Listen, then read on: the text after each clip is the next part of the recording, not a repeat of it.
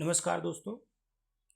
हाल ही में आपने चर्चा सुना होगा विकसित भारत रोजगार और आजीविका के लिए गारंटी मिशन में जो बदलाव किया गया, जिसे हम पहले मनरेगा के नाम से जानते थे, अब उसे बीबीजी रामजी के नाम से जानेंगे। इसमें क्या क्या बदलाव किया गया है, एक छोटा सा प्रारूप मैं प्रस्तुत करता हूं आपके सामने।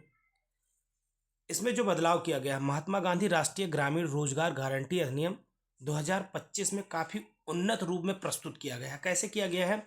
प्रस्तावित कानून में अधिकार आधारित और मांग प्रेरित ग्रामीण रोजगार योजना से हटकर अब बजट सीमित और आपूर्ति प्रेरित ढांचे की ओर मौलिक परिवर्तन को दर्शाता है, जो विकसित भारत 2047 की परिकल्पनाओं के अनुरूप है।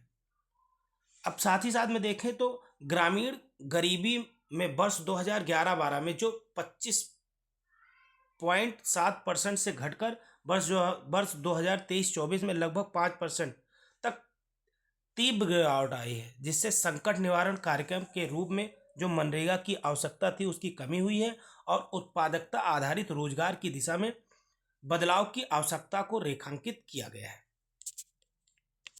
मतलब बीबीजी रामजी विधेयक 2025 सार्वभौमिक मांग आधारित कार्य के अधिकार से हटकर अब बजट सीमित आपूर्ति प्रेरित मॉडल की ओर परिवर्तन करता है, जिससे योजनाबद्ध परिसंपत्ति सृजन पर जोर दिया गया है।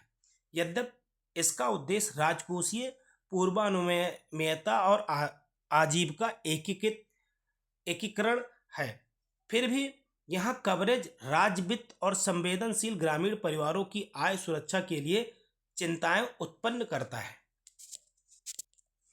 यदि हम विकसित भारत रोजगार और आजीविका के लिए गारंटी मिशन जो ग्रामीण विधेयक 2025 में प्रस्तुत किया गया, उसके मुख्य प्रावधान देखें तो वैधानिक मजदूरी रोजगार गारंटी प्रत्येक ग्रामीण परिवार के वयस्क सदस्य को जो अकुशल शारीरिक कार्य करने के इच्छुक है प्रति वित्त वर्ष 125 दिन की मजदूरी रोजगार की कानूनी गारंटी प्रदान करता है, जो मनरेगा में 100 दिन ही था।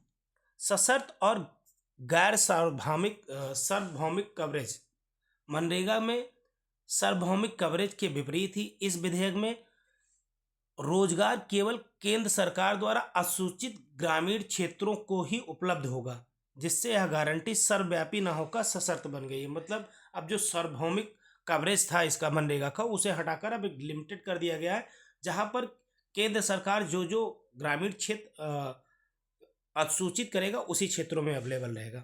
साथ ही साथ में देखा जाए तो बीजीपीपी मतलब क्या है? विकसित ग्रामीण पंचायत योजना। तो बीजीपीपी के माध्यम से बॉटम अप योजना स्टार्ट की गई, मतलब स्थानिक प्रौद्योगिकी का उपयोग करते हुए विकसित ग्राम पंचायत योजना के निर्माण की अनिवार्य करता है, जिन्हें ब्लॉक जिला राज्य स्तर पर समेकित किया जाएगा और समन्वित अवसंरचना योजना के लिए पीएम गतिशक्ति के साथ इसको एकीकृत किया जाएगा। केंद्र प्रायोजित योजना संरचना लागत साझेदारी पैटर्न को संशोधित कर अधिकांश राज्यों के लिए 60% और 40%। मनरेगा में यह जो योजना था वो राज्य को केवल 10% देता था, या उनकी जो शेयर परसेंट था बजट का वो 10% था, जबकि अब इस योजना में अब क्या कर दिया गया है, वो उनके लिए 60% कर दिया गया है। साथ ही साथ में उत्तर पूर्वी या हिमालयी राज्य या केंद्र शासित प्रदेश के लिए वही जो पुराना पैटर्न था, 90% केंद्र सरकार और 10% राज्य सरकार, उसी पैटर्न को यथावत रखा गया है।